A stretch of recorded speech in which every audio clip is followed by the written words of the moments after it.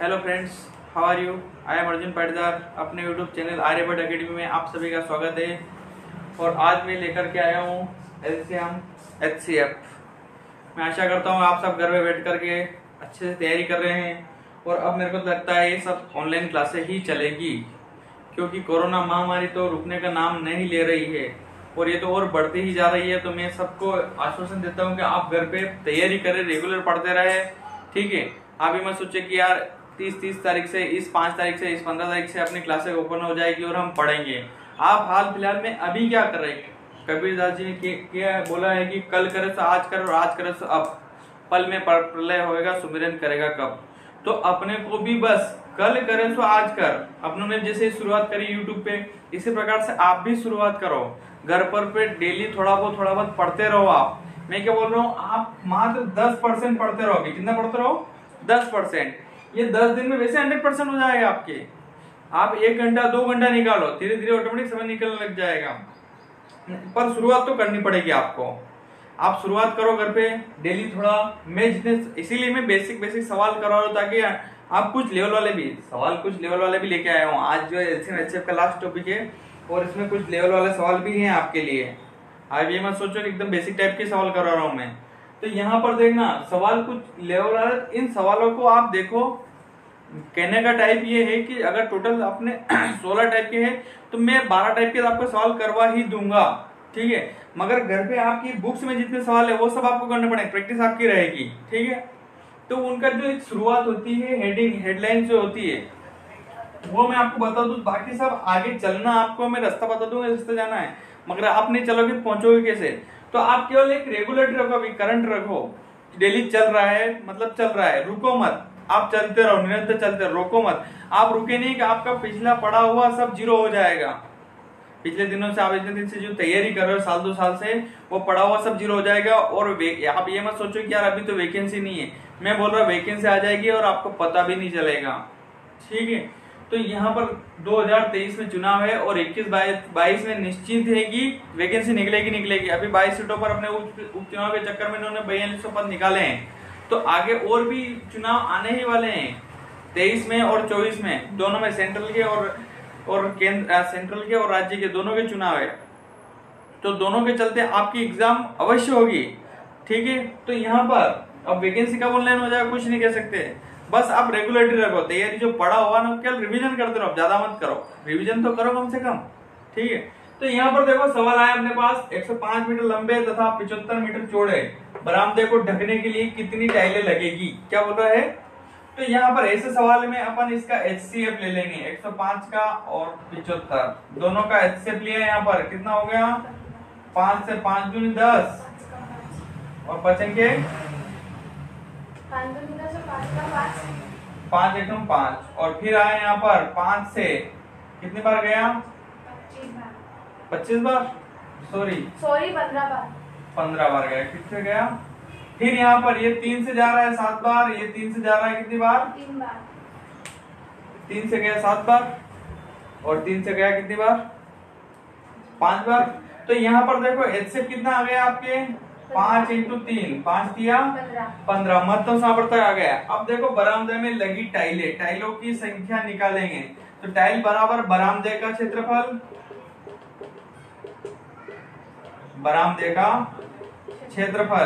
और बटे टाइल का क्षेत्रफल। तो यहाँ पर देखो बरामदे का क्षेत्रफल मतलब आयत का क्षेत्रफल होता है लंबाई गुणित चौड़ाई। क्या होता है? लंबाई गुणित चौड़ाई।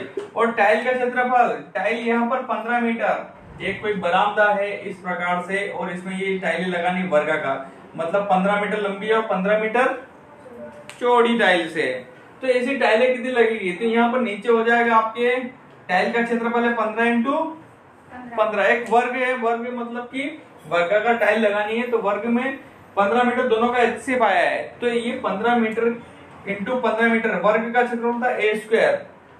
तो यहाँ पर टाइलों की संख्या निकलेगी, टाइलों की संख्या बराबर बरामदे का क्षेत्रफल निकालो। तो बरामदे का क्षेत्रफल लंबाई है 105 और चौड़ाई है 75 और 15 मीटर × 15 मीटर ये टाइल्स का क्षेत्रफल है। अब कुल कितनी टाइल लगेगी? 15 से 5 बार, 15 से कितनी बार? तभी ना 15 से 15 5 75, 15 से 15 और 7 2 5 35। तो टोटल कितनी टाइलें लगी यहाँ पर? तो 35 टाइलें लगेगी इस बरामदे को ढकने के लिए। सबसे पहले बरामदे का क्षेत्रफल लंबाई गुणी चौड़ाई, उसमें कितनी वर्गाकार टाइल लगेगी? तो वर्ग का क्षेत्रफल a स्क्वायर हो जाएगा। और यहाँ पर दोनों का HCF 15 आया तो टाइल्स की एक भुजा है 15 इंटू 15 और ये मल्टीप्लाई कर देगा, हो जाएगा इस टाइप का भी। देखो इसी प्रकार से अगर वो आगे क्वेश्चन देते अपने को, यहाँ पर मान लो उसने दे दिया 45 मीटर लंबा, ठीक है, और 21 मीटर चौड़ा कोई बरामदा है, ये बरामदा है जिसमें ये 45 है और 21 है, तो वर्गाकार कितनी टाइलें लगेगी? क्या पूछेगा वो? तो यहाँ पर टाइलों की संख्या, टाइल की संख्या निकालेंगे। तो टाइल का क्षेत्रफल बराबर यहाँ पर बरामदे का क्षेत्रफल बटे टाइल का क्षेत्रफल। बरामदे का क्षेत्रफल लंबाई गुणी चौड़ाई और टाइल का क्षेत्रफल, तो यहाँ पर देखो 45 और 21, 45 और 21 दोनों का HCF निकाला 3 से आ जाएगा यहाँ पर यह 15 बार और 3 से जा रहा है 7 बार। अब यहाँ पर दोनों का HCF निकाला तो HCF कितना निकला? यहाँ पर 3 निकलेगा। कितना निकलेगा? HCF मतलब समापवर्तक 3 निकल रहा है। 3 से ये भी जा रहा, 3 से ये भी जा रहा, फिर देखो 7 और 15 है, ये 3 से जा रहा मगर ये 3 से जा रहा है, ये 7 से जा रहा मगर ये 7 से नहीं जा रहा। तो यहाँ पर टाइल का क्षेत्रफल हो जाएगा 3 गुणी 3 और यहाँ पर लंबाई है इसकी कितनी? 45 और चौड़ाई है 21 और यहाँ पर भी 3 और यहाँ पर भी 3 से 7 बार, 3 से 15 बार, 15 7 105 टाइलों की संख्या हो जाएगी। क्या हो जाएगी? 105 हो जाएगा ये भी। यहाँ पर अगला क्वेश्चन आया अपने पास, दो संख्याओं का योग है 84, महत्तम समापवर्तक के 12 हो तो ऐसी संख्याओं के कितने युग्म होंगे? ठीक है, यह सवाल मेरे खुद के पटवारी में आया था एग्जाम में, ठीक। और ऐसे क्वेश्चन बहुत टाइम में गलत भी होते हैं, ध्यान भी रखना, ठीक है। तो इसको अच्छे से करना आप। यहाँ पर दोनों संख्या है x अनुपात y में, x और y अनुपात में है। अब यहाँ पर संख्या मैंने बताया था आपको कि जब अपने को संख्याओं का अनुपात दिया हो, क्या दिया हो? संख्या x और y दोनों का अनुपात दिया हो और HCF दिया हो यहाँ पर 3, तो संख्या क्या हो जाती? 3 तिया 9 4 तिया 12। तो उसी प्रकार से यहाँ पर HCF कितना? 12 है, तो संख्या हो जाएगी 12x और 12y हो जाएगी। ये दोनों संख्या हो गई है, दोनों संख्याओं का अनुपात है x अनुपात y, HCF 12 का मल्टीप्लाई कर दिया, दोनों संख्या आ गई अपने पास। अब यहाँ पर संख्या है 12x 12y, दोनों का योग दिया उसने कितना? 12x 12y बराबर कितना है? बोलो। 84 है। योग दिया 84। अब मैं 12 कॉमन ले लिया मैंने, सिंपल है, कुछ भी नहीं करना है, दोनों अनुपात ले, मतलब डायरेक्ट स्टेप बनाओ यहाँ से, ठीक। और x प्लस y बराबर 12 से उड़ा दिया है। अब संभवतः ऐसे कितने युग्म होंगे? युग्म पूछेंगे जिसमें सअभाज्य संख्या देखेंगे। सअभाज्य संख्या होती है यहाँ पर, देखो योग 5 3 8 हो जाएंगे, ये गलत है। फिर यहाँ पर हो जाएगा 5 और 2, ठीक, 6 और 1, फिर एक और हो जाएगी यहाँ पर 3 और 4 अनुपात 3। तो ऐसी संख्याओं के कितने युग्म हुए? तो 3 युग्म होंगे। यहाँ पर 12 पंजे 60 न 12 दूनी 24, देखो दोनों का योग 84 हो रहा है, 12 संग 72 और 12 एकम 12, ये भी योग 84 हो रहा है, 12 चौक 48, 12 दिया 36। तो ऐसी संख्याओं के कितने युग्म हुए? तो 3 युग्म होंगे, ठीक है, ये भी सवाल हो जाएगा। और ऐसा कैसे सवाल एक और दे रहा हूं मैं, थोड़ा सा चेंज है उसमें। ऐसी संख्याओं के कितने युग्म होंगे जिनका योग तो दिया है 216, कितना दिया है? 216। महत्तम समापवर्तक है 27, कितना आया? महत्तम समापवर्तक 27। ये अगला क्वेश्चन दे दिया मैंने, दो संख्याओं का योग दिया 216, महत्तम समापवर्तक है 27, तो ऐसी संख्याओं के कितने युग्म होंगे? तो यहाँ पर अपन कर लेंगे डायरेक्ट 27x 27y बराबर 216।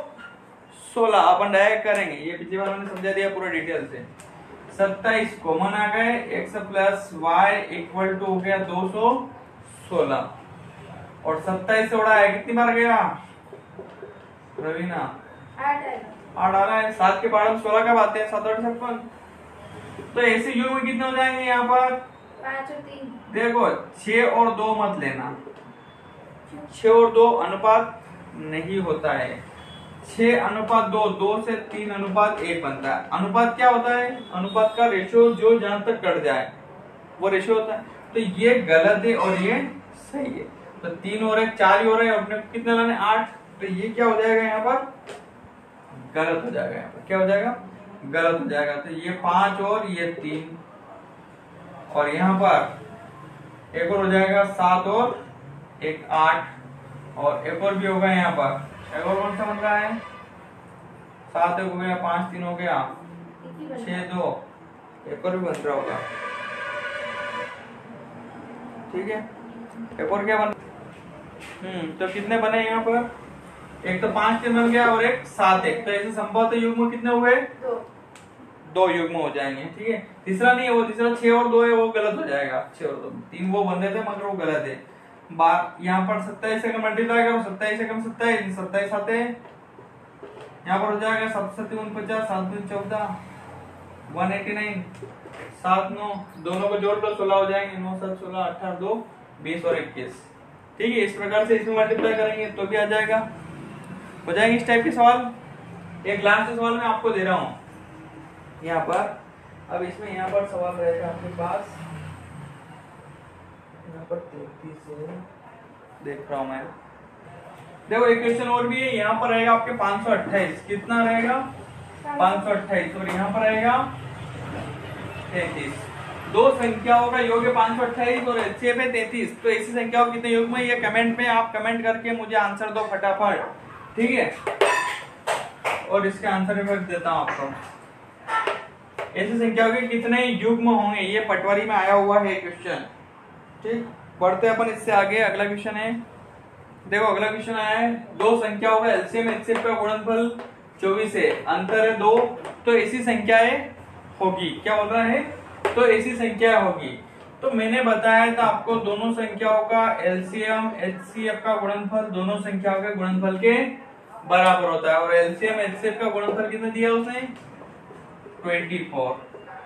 ठीक, तो ये 24 दोनों संख्याओं के गुणनफल के बराबर हो गया अपने पास। और उसके बाद में क्या दे रहा है? अंतर दे रहा है अपने को। तो x माइनस वाई की वैल्यू हो गई कितनी? 2। x माइनस वाई की वैल्यू 2 है और दोनों संख्याओं का गुणनफल 24 हो गया, ये भी हो गया। अब उसके बाद में अपने को निकालना है दोनों संख्या है। तो देखो एक फार्मूला बताया था मैंने, x प्लस वाई का whole square equal to x minus y का होल स्क्वायर प्लस 4xy। ये एक फार्मूला बताया था मैंने आपको। x माइनस वाई की वैल्यू 2 है तो 2 का वर्ग हो गया 4 और यहाँ पर xy की वैल्यू 24 है तो 4 का 24 में करेंगे 24 चौक 96। तो x प्लस वाई का होल स्क्वायर है, 96 ने 4 रूट में 100। तो यहाँ पर x plus y equal to हो गया 10 और x minus y equal to है 2। ठीक, x प्लस वाई का होल स्क्वायर 96 ने 400, इधर से रूट उधर गया 100 किसका है? तो 10 का। x प्लस वाई की वैल्यू हो गई 10, कितनी हो गई? 10। तो यहाँ x माइनस वाई की वैल्यू दी गई अपने में, यहाँ से x प्लस वाई की वैल्यू निकाली है। तो y से y और 2x बराबर 8 10 ने 2 12 और 2 से कितनी बार गया? तो x इक्वल टू 6। तो y इक्वल टू कितना हो जाएगा? x इक्वल टू यहाँ पर 6 हो जाएगा, 10 में 6 गए कितने बचे? 4। ये अपन जजमेंट से भी कर सकते हैं वैसे। देखो यहाँ पर ये अंतर 8, यहाँ पर गुणनफल 24 है और यहाँ पर x y 2 है। तो ये जजमेंट से अपन यूं कर सकते हैं कि 6 इंटू 4 कितना होगा? 24 और 6 में से 2 जाएंगे कितने होंगे? 2। ये जजमेंट से भी कर सकते हैं, ऑप्शन लेकर के भी। दोनों संख्या दी उसने, बड़ी संख्या होगी तो 6 ने 4, ऑप्शन उठा लो। ठीक है, हो जाएगा ये भी। देखो अगला क्वेश्चन आया यहाँ पर, ये पूरा क्वेश्चन है और इसका दिया है एलसीएम ज्ञात करना और इसमें एचसीएफ ज्ञात करना, दो सवाल है, एलसीएम और एचसीएफ दोनों ज्ञात करेंगे। तो यहाँ पर देखो ये भी सवाल पटोरी में आया हुआ है, ठीक। तो यहाँ पर देखना 1 2 3 है, यहाँ पर भी 2 की पावर 3 है, यहाँ भी 2 की पावर 5 और यहाँ पर 2 की पावर 3। एलसीएम में हमेशा बड़े आंकड़े रहते हैं, क्या रहते हैं, जैसे मैं यहाँ ले लूं 5 15 और हो जाए 75, तो एलसीएम क्या आता है यहाँ पर 75, बड़ी संख्या आती है एलसीएम, और एचसीएफ क्या आता है, छोटा आता है 5। तो उसी प्रकार से यहाँ पर भी 2 की पावर 3 3, तो यहाँ पर एलसीएम हो जाएगा 3 की पावर बड़ी ले रहे हैं अपन, यहाँ 4 है, यहाँ 2 है, और तो यहाँ पर 3 की पावर 4 और 5 की पावर 5, ये क्या हो जाएगा एलसीएम। बड़े आंकड़े एलसीएम हो जाएंगे। तो पावर तीनों की बड़ी बड़ी ले लो, वो अपना एलसीएम हो गया।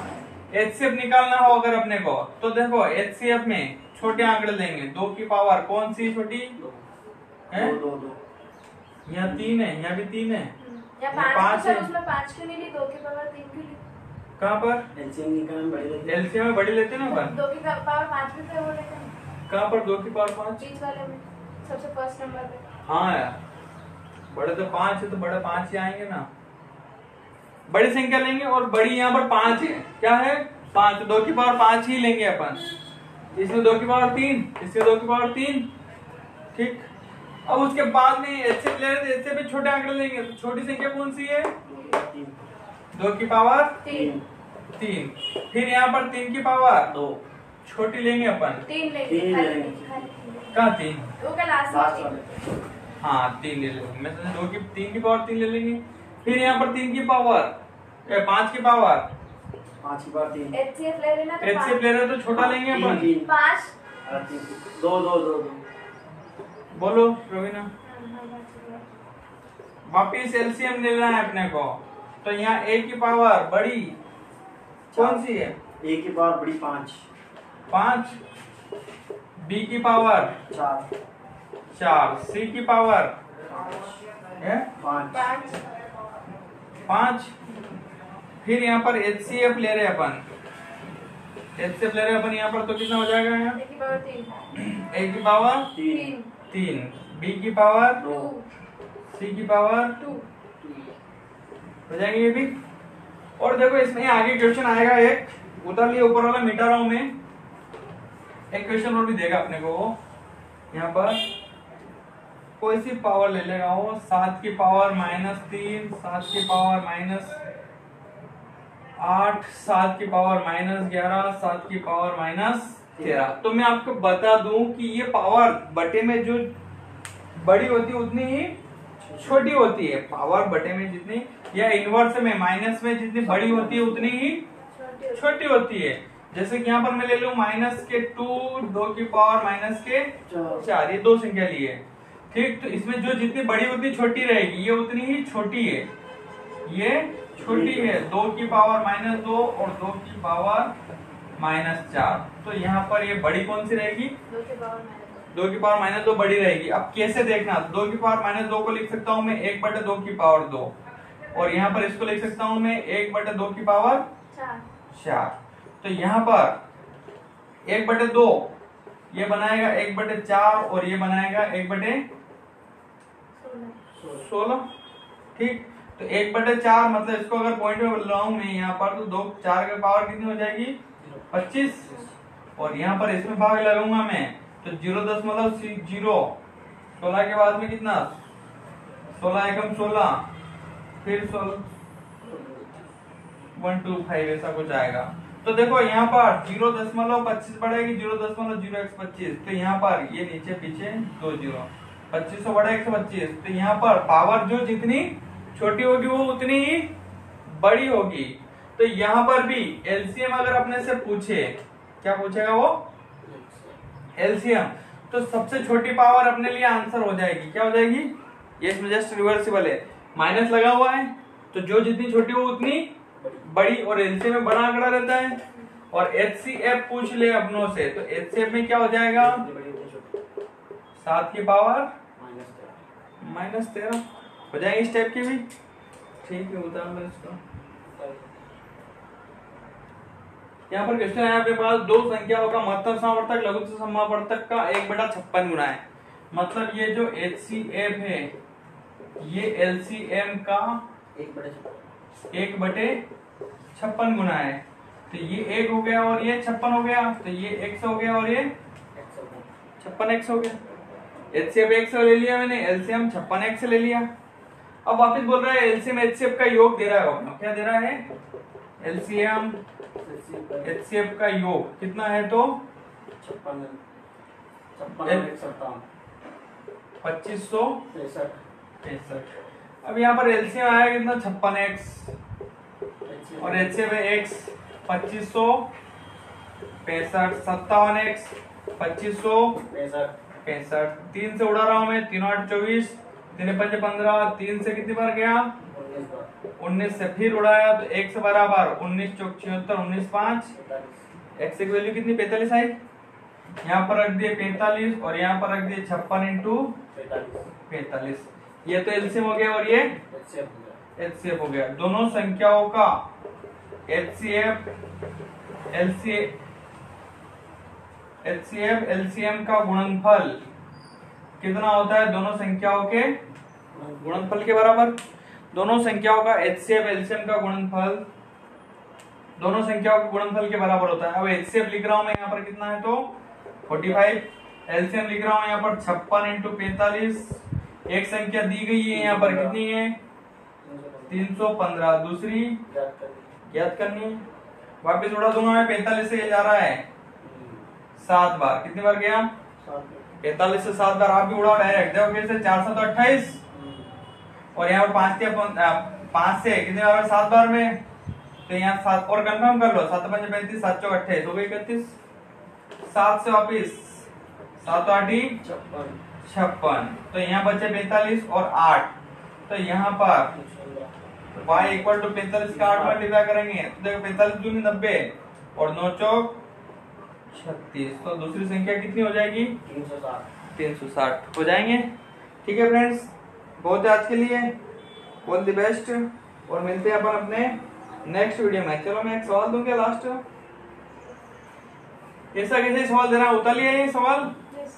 यहाँ पर है 1/44। कितना है?